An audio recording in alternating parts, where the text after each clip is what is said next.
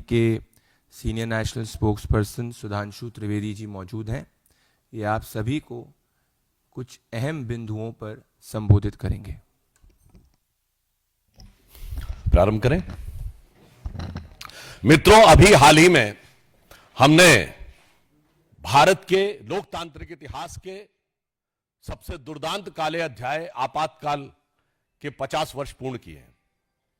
परंतु बहुत दुख की बात है कि कल पटना के उसी गांधी मैदान में, जहां आपातकाल के दौरान संविधान की रक्षा और संविधान के सम्मान के लिए जान की परवाह किए बगैर लाखों लोग एकत्र हुए थे, वहां एक ऐसी रैली हुई जिसके की बारे में इंडी गठबंधन के बिहार के नेता तेजस्वी यादव ने कहा कि हम संसद से पारित एक कानून को कूड़ेदान में फेंक देंगे। यह बहुत गंभीर विषय है। उन्होंने वक्फ बोर्ड के कानून के लिए कहा कि हम इसको कूड़ेदान में फेंक देंगे, जबकि वो भारत की संसद के दोनों सदनों से पारित है, कोर्ट में विचाराधीन है। एक नहीं, आधा दर्जन हाई कोर्ट के जजमेंट बहुत स्पष्ट रूप से इलाहाबाद हाई कोर्ट और कलकत्ता हाई कोर्ट के जजमेंट उनके पक्ष में है। इसका अर्थ यह हुआ कि न संसद का सम्मान न न्यायपालिका का सम्मान। वोट बैंक की चाहत में जो कुछ बोला गया है तेजस्वी यादव और इंडी गठबंधन के अन्य नेताओं के द्वारा, उससे साफ है कि यह संविधान को कूड़ेदान में फेंकने की 50 साल पुरानी मानसिकता से बाहर नहीं आ पा रहे हैं। 50 साल पहले भी सियासत के तराजू पर तौलकर संविधान का सम्मान कितना करना है और कितना कूड़ेदान में फेंकना है, वो तय किया था। 50 साल बाद उसी पटना के उसी गांधी मैदान पे वो सियासत की बिसात बिछाई जा रही है कि एक बार फिर संवैधानिक व्यवस्थाओं को तार तार कर कर उसे कूड़ेदान में फेंक देना है। परंतु भारतीय जनता पार्टी और एनडीए गठबंधन इस बात के लिए कृत संकल्पित है कि हम बाबा साहब अंबेडकर के संविधान को, उसके किसी भी प्रावधान को कोई कूड़ेदान में फेंकना चाहेगा तो हम उसे नहीं होने देंगे। और मैं यह भी स्पष्ट करना चाहता हूं, जो बात पहले भी कही जा चुकी है, वक्फ बोर्ड के जिन प्रावधानों के विरुद्ध इंडी गठबंधन के नेता बार बार बोल रहे हैं, क्या वो प्रावधान सऊदी अरब में लागू है जो इस्लाम की जन्मस्थली है? नहीं। क्या इंडोनेशिया में लागू है जो सबसे बड़ा मुस्लिम देश है? नहीं। क्या टर्की में लागू है जो खलीफत की सीट रही है? नहीं। क्या वो पाकिस्तान और बांग्लादेश में लागू है? नहीं। जो आईएसआईएस की भूमि है, सीरिया और इराक के हिस्से, वहां पे लागू है? नहीं। तो मैं पूछना चाहता हूं इंडी गठबंधन से कि आप बिहार में क्या सऊदी अरब, इंडोनेशिया, टर्की और आईएसआईएस से ज्यादा बड़ा शरिया का कानून लागू करने की सोच रहे हैं? हमें इस बात का सीधा और साफ जवाब चाहिए। जहां तक धार्मिक पक्ष की बात है, तो समाजवाद का चोला ओढ़े हुए ये जो राजद समाजवादी पार्टी यानी सपा जैसे दल हैं, मैं पूछना चाहता हूं, समाजवाद तो कहता है ना कि इक्वल डिस्ट्रीब्यूशन ऑफ वेल्थ होना चाहिए, गरीब को अधिक से अधिक हिस्सा मिलना चाहिए। और आप क्या कह रहे हैं कि यह 39 लाख एकड़ जमीन पे चंद सरमाएदारों का कब्जा होना चाहिए, चंद मुल्ला मौलवियों का कब्जा होना चाहिए। यह एक सोची समझी व्यवस्थित मानसिकता है जो समाजवाद के विचार के बिल्कुल विरुद्ध है। और इसके अतिरिक्त सिर्फ इतना ही नहीं है, इनका विचार संविधान को किस सीमा तक तार तार करने का है। ये लोग गरीब और मजलूम मुस्लिम के हक के साथ नहीं खड़े हैं, जिसके साथ समाजवाद को खड़ा होना चाहिए। ये चंद मुट्ठी भर सरमाएदारों के हक के साथ खड़े हैं, जो कि मजहब का नाम लेकर उनका शोषण करना चाहते हैं। इसलिए राजद और सपा का समाजवाद कतई समाजवाद नहीं कहा जा सकता, जिसे आजकल सोशल मीडिया में इस प्रकार का एक वर्ड यूज होता है कि नमाजवाद कहा जाए। तो अतिशयोक्ति ना होगी। जहां तक इस्लाम धर्म के, इस्लामी अकीदे के मुकद्दस रवायतों का सवाल है तो बहुत साफ कहना चाहता हूं, कुरान में वक्फ नाम का कोई वर्ड नहीं है। यह मुल्ला मौलवियों का अपना क्रिएशन है। और कुरान में तो यह कहा गया है जितना हो सके खर्च करो, होल्ड मत करो। वक्फ का मतलब अरबी में होता होल्ड करना। इस्लामी अकीदे में तो कहा गया अनफिकूफी सबीउल्लाह, यानी जो है खर्च करो।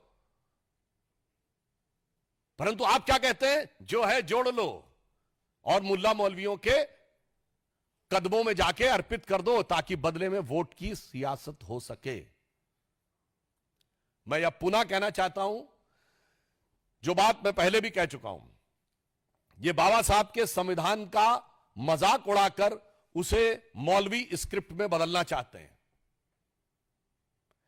यह मैं पूछना चाहता हूं यह समाजवाद का चोला उड़े हुए इन लोगों से कि क्या राम मनोहर लोहिया जी का समाजवाद यही था? क्या जेपी का समाजवाद यह था? या कर्पूरी ठाकुर का समाजवाद यह था?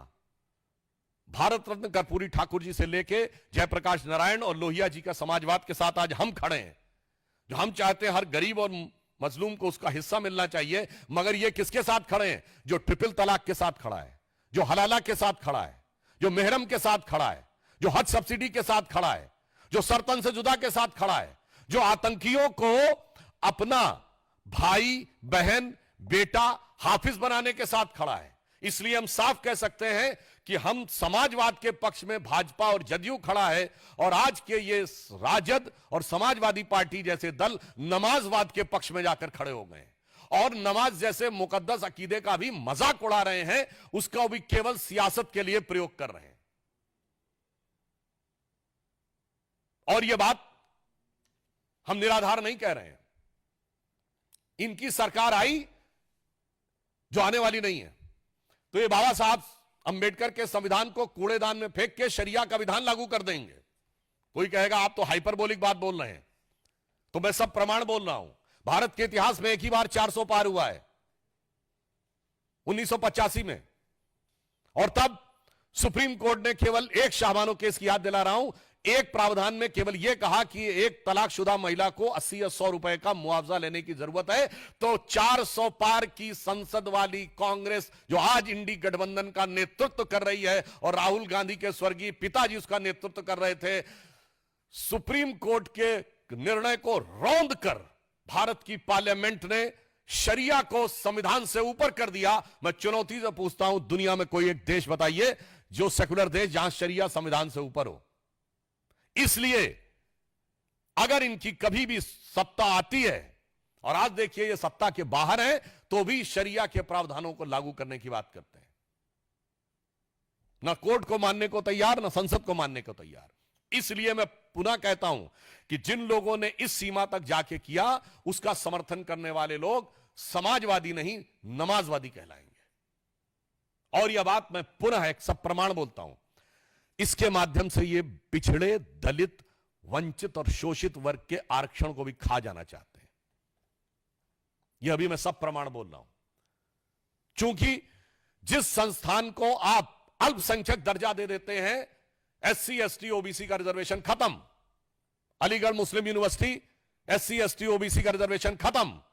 Jamia Millia Islamia SC ST OBC का रिजर्वेशन खत्म। कश्मीर को धारा 370 से पहले के दौर में, यानी जब धारा 370 लागू थी, तो आपने कहा यह मुस्लिम मेजॉरिटी स्टेट है, SC ST OBC का रिजर्वेशन खत्म। और चूंकि अल्पसंख्यक संस्थाओं को में आरक्षण लागू नहीं होता है, तो पिछले दर्जे से अधिक संस्थाओं को अल्पसंख्यक का दर्जा देकर SC ST OBC के आरक्षण को नष्ट करने का षड्यंत्र देखिए। मैं आंकड़ा आपके सामने रखता हूं, 2011 में इन्होंने 1656 संस्थाओं को माइनॉरिटी दर्जा दिया। 2012 में 1671 संस्थाओं को माइनॉरिटी का दर्जा दिया। 2014 में, आधे में तो हमारी सरकार आ गई थी, तब तक 1516 संस्थानों को माइनॉरिटी का दर्जा दे दिया। अरे माइनॉरिटी का दर्जा देना है तो जांच परख करके दीजिए ना, जैसे हमने दिया। हमारी सरकार आने के बाद 2020 में 12 संस्थाओं को, 2021 में 14 संस्थाओं को, 2022 में 86 संस्थाओं को दिया गया। ये पिछले दरवाजे से पिछड़ों का आरक्षण को पे सेंध लगाने का काम यही नमाजवादी लोग कर रहे हैं। तेलंगाना में कांग्रेस की सरकार है, उसने पिछड़ों के आरक्षण में अल्पसंख्यक मुस्लिम समाज को की एंट्री करवा दी है। कर्नाटक में अब उन्होंने मुस्लिम समाज को पिछड़ों में शामिल कर दिया है। बंगाल में तो स्थिति और भी विचित्र है। 179 जातियां ओबीसी में की गई, 118 उसमें से मुस्लिम है। ओबीसी कमीशन ने पूछा कि इतनी भारी संख्या में मुस्लिम कैसे आ गए इसमें, तो जानते हैं क्या जवाब दिया गया? कि ये कन्वर्ट होने से पहले जब हिंदू थे तो ये ओबीसी थे, इसलिए इनको ओबीसी मान लिया जाए। तो ओबीसी ने कमीशन ने पूछा कि फिर इतने कन्वर्ट कैसे हो गए, तो जवाब नहीं। और तो और आपको आश्चर्य होगा कि वो कह रहे हैं कन्वर्ट होने से पहले वो लोग हिंदू थे, तो हिंदू समाज की जातियों से ज्यादा मुस्लिम समाज में जातियां हैं, बंगाल की सरकार के मुताबिक, जो ओबीसी कमीशन को उन्होंने रिपोर्ट दी है। इसलिए मैं कह रहा हूं, ये समाजवाद नहीं, ये मुल्ला मौलवी का नमाजवाद है। ये इस्लामी अकीदे का नमाजवाद भी नहीं है, ये मुल्ला मौलवी का नमाजवाद है। इसलिए ये पिछड़े, दलित और ओबीसी के आरक्षण को जिस ढंग से नष्ट करने का प्रयास कर रहे हैं, जिस ढंग से उस पे पिछले दरवाजे से सेंध मारने का काम कर रहे हैं, श्री नरेंद्र मोदी जी के नेतृत्व में भारतीय जनता पार्टी और एनडीए की सरकार इसे कदापि नहीं होने देगी। वक्फ बोर्ड के बारे में मैं पूछना चाहता हूं, अगर आपके दिल में इतना दर्द है तेजस्वी यादव जी, आप जवाब दीजिए कि पटना में वक्फ को लेकर लालू प्रसाद यादव जी का संसद में 2010 का दिया गया बयान है कि बहुत गड़बड़ हो गया है, सब जमीन अमीन कब्जा कर ली गई है। तो कहते हैं कि वो आधा बोला गया। तो मैं पूरा सवाल पूछता हूं, बताइए, इतनी वक्फ की संपत्तियां हैं, कितने अस्पताल हैं उस पर, कितने यतीम खाने हैं, कितने कॉलेज हैं, कितनी यूनिवर्सिटी हैं, कितनी मुस्लिम तलाकशुदा और बेवा महिलाओं के लिए कोई संस्थान बना है, कितना दिव्यांग मुस्लिम समाज के दिव्यांगों के लिए क्या बना है, कौन सा मुस्लिम रिसर्च इंस्टीट्यूट बनाया गया है ना। यह है समाजवाद का लबादा ओढ़ो और सत्ता के ठेकेदारों के हाथ में सारी की सारी संपत्ति को इकट्ठा कर दो। इसलिए आज वेदना के साथ, उदाहरण के लिए गोविंदपुर ग्राम में, बिहार में, जहां 95% हिंदू रहते हैं, वक्फ बोर्ड का दावा है, और यहां सिर्फ हिंदू मुसलमान की बात नहीं है। मुनम्बम में, केरल में, क्रिश्चियन समाज के 400 घरों के ऊपर वक्फ बोर्ड का दावा। यमुनानगर में गुरुद्वारे के ऊपर दावा। इनको माइनॉरिटी से भी मतलब नहीं है। इन समाजवादियों को पहले तौलना है सियासत के तराजू पे कि कौन सी माइनॉरिटी, कांग्रेस को तौलना है सियासत के तराजू पे कि कौन सी माइनॉरिटी का वोट बैंक हल्का नजर आ रहा है और किसका भारी नजर आ रहा है। तब मुल्ला मौलवियों के आगे नतमस्तक होके समाजवाद को मुल्ला मौलवियों के आगे नतमस्तक होने वाले नमाजवाद में कन्वर्ट कर देना है। तो जो कुछ इंडी गठबंधन कर रहा है, हम उनके इन सपनों को कतई साकार नहीं होने देंगे। देश की जमीन देश की जनता की रहेगी, किसी मुल्ला मौलवी की नहीं रहेगी। देश का संविधान बाबा साहब के विधान से चलेगा, शरिया के फरमान से नहीं चलेगा। आपने अपने दौरे हुकूमत में शरिया के 1 दर्जन प्रावधान बाबा साहब के संविधान में पिछले दरवाजे से लागू किए। आप इस संविधान को शरिया स्क्रिप्ट बनाना चाहते हैं, हम नहीं होने देंगे। और अंत में मैं कहना चाहूंगा, अपराधीकरण की प्रतीक राजद, भ्रष्टाचार की प्रतीक कांग्रेस, दोनों मिलकर, और दोनों के युवा नेता, एक अधेड़ उम्र का युवा नेता, एक देखिए कितना शिक्षित युवा नेता जिसको क्या कुछ पता है, और ये कह रहे हैं कि भगवान बुद्ध की धरती, नालंदा की धरती का कायाकल्प ये करेंगे। पहले तो मैं इनसे कहना चाहूंगा, वक्त पे कुछ जानकारी लेनी है तो आरिफ मोहम्मद खान साहब राज्यपाल हैं, जाके थोड़ा पढ़िए, समझिए, तो आपको समझ में आएगा कि इस्लामी अकीदे में, इस्लामी इल्म में वक्फ का क्या महत्व है। मगर क्या बताएं, पढ़ने के लिए भी, सुनने के लिए भी, समझने के लिए बुद्धि होनी चाहिए। तो इसलिए इनसे कहना चाहूंगा, समाजवाद के बारे में एक बड़े प्रख्यात समाजवादी कवि हुए हैं अदम गोंडवी। उन्होंने समाजवादी विचारधारा में आए हुए विकार पे दुखी होकर एक कविता लिखी थी, वो मैं आज आपके सामने अर्पित करना चाहता हूं। ये राजद, सपा और इंडी गठबंधन के नेताओं के लिए, और राम राज्य की अवधारणा जो गांधी जी ने दी थी उसका क्या हाल किया कांग्रेस के नेताओं के लिए। तो अदम गोंडवी जी, ये उनका वाक्य है, मेरा नहीं, ये समाजवादी कवि थे। उन्होंने लिखा था, काजू भुना है प्लेट में विस्की गिलास में, उतरा है राम राज्यों विधायक निवास में। काजू भुना है प्लेट में विस्की गिलास में, उतरा है राम राज्यों विधायक निवास में। और आगे उनके शब्द हैं, पक्के समाजवादी हैं तस्कर हो या डकैत। ये मेरे शब्द नहीं है, ये आदम गोंडवी जी के शब्द हैं। पक्के समाजवादी हैं तस्कर हो या डकैत, कितना असर है खादी के उजले लिबास में। मगर आज जो बिहार में हुआ है उसको देखकर मेरे मन में भाव आता, तो मैं एक पंक्ति इसके आगे अपने मन से इसको समर्पित करते हुए कहना चाहूंगा कि पक्के नमाजवादी हैं राजद हो या कांग्रेस, पक्के नमाजवादी हैं राजद हो या कांग्रेस, कितनी तड़प है कठमुल्ला वोटों की प्यास में। तो इसलिए मैं बहुत पीड़ा के साथ और मैं बिहार की प्रबुद्ध जनता का आह्वान करता हूं कि उसके सामने दो रास्ते हैं, राष्ट्रवाद और समाजवाद। अब वास्तविक समाजवाद के रास्ते पर चलती हुई भाजपा और जदयू, और कठमुल्लापन वाले नमाजवाद के रास्ते पर चलती हुई इंडी गठबंधन, जो सरकार में आने पर पिछले दरवाजे से शरिया लागू करने के लिए कोशिश करेगी, और एक तरफ हमारी सरकार जो बाबा साहब के संविधान की रक्षा करने के लिए कृत संकल्पित रहेगी। धन्यवाद। अब हम सवाल लेंगे। एक मोहित, thanks.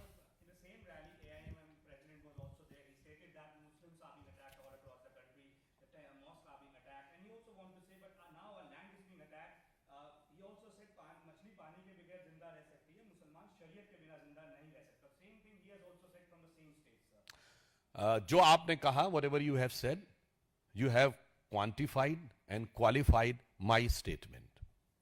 None of the India Alliance leader has audacity or rather than dare to respond to this sentence कि मुस्लिम शरिया के बगैर नहीं रह सकता, rather than they endorse the statement. And in this context, I would like to remind one instance which has came to my mind. In May 2013, when Congress-led UDF was in Kerala, the Mallapuram District Council has passed a resolution that since this district has become a Muslim majority district, so the marriage age of girls should be lowered down to 16 for every community, not for Muslims, because Muslims they are already having till 9 years of age. And you know, the Congress government of Kerala has approved it. Then after too much of voice has been raised against it, then in June 2013, they pulled it back. So, I would like to say that whatever is being said is a true face of India Alliance, which is being covered by the mask of Samvidhan Bachao. The real face is Sharia law. दूसरा सवाल नीरज जी।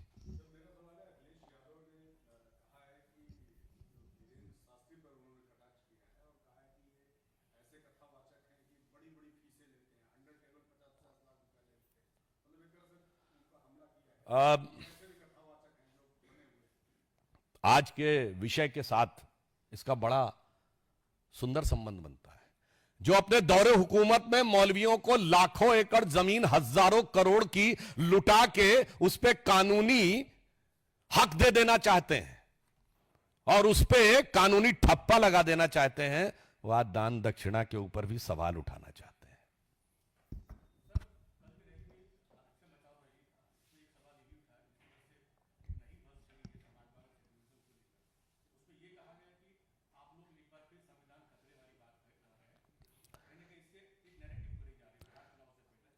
देखिए, मैं पुनः कहना चाहता हूं कि बिहार में जो कुछ कल हुआ है, 50 साल पहले इन्होंने संविधान का प्रियम्बल बदला था, आज इनके पास यदि कहीं खुदा न खास्ता वो ताकत होती तो शायद संविधान के प्रियम्बल में नमाजवाद भी जोड़ देते। और कोई सवाल?